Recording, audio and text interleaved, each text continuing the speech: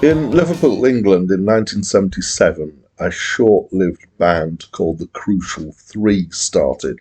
They lasted, as far as I can tell, around a year, maybe less than a year. And they consisted of a guy called Pete Wiley, who went on to be involved in bands that had the name Wah in the title. The one that I've heard of is The Mighty Wah. Another member of the Crucial Three was Julian Cope, who went on to be in The Teardrop Explodes, in fact, formed that band. And the third was Ian McCulloch, who went on to become the frontman of Echo and the Bunnymen. So he gathered some of the people. There was a little bit of shuffling, particularly between The Teardrop Explodes and Echo and the Bunnymen for a short period of time, and then they settled into their respective bands. So Echo and the Bunnymen made some albums, they did some gigs, they got some success. They had kind of a break between 1993 and 1996, but actually Ian had left a few years earlier. But when they came back, it was basically as the original three that had been the band. Overall, they have created 13 studio albums. Hi, my name's Dan. So this is my first time listening to this album, but of course I knew of Echo and the Bunnymen. I've heard of them. In my head, they were part of a set of bands in the early 80s from Britain that I kind of got all mixed up in my head and can't separate them particularly easily.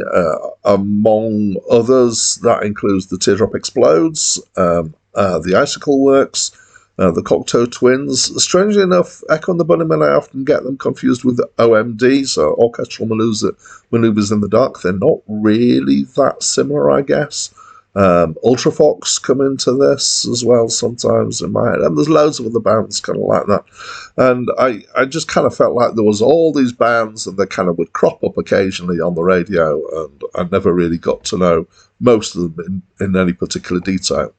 So when I listened to this album, it surprised me. It was not really as I thought it was going to be.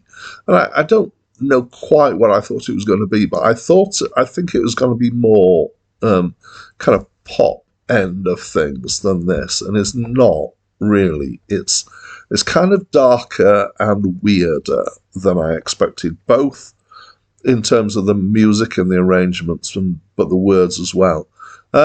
So Ian McCulloch's voice it reminds me a bit of Bono at times.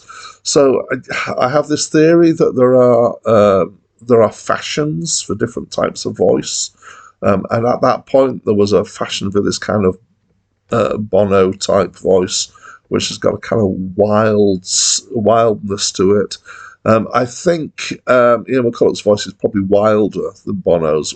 In other words, slightly less controlled, and the higher registers, particularly when he sings loud and high, it's got this kind of the same kind of quality.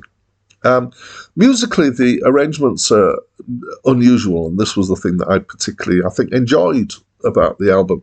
So it's quite sparse at times. The bass is quite mobile and quite an important feature in the music, and I always like it when that's the case.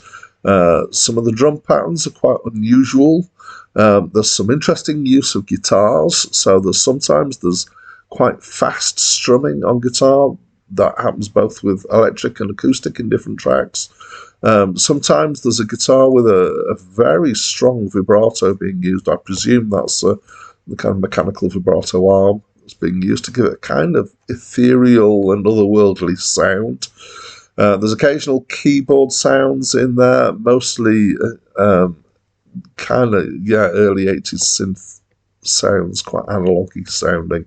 There's sometimes some quite odd sounds in the background as well, just giving atmosphere. And there's a kind of feeling of big reverb and lots of space going on. What are the songs about? I'm not sure. Most of them, I can pick up bits of some of it, but it tends to be pretty cryptic. At times it's quite dark as well. It's not a happy place, but it's certainly an interesting place. So I enjoyed it. And this is my first encounter, but I can imagine there are people out there for whom this album is an old favourite, a friend that you've had around for years. And I'd love to know what it is that you like about this album, or if you don't like it for a particular reason, I'd love to know that as well. I'm very interested in people getting in touch, so please do let me know in the comments below. That's it from me for now.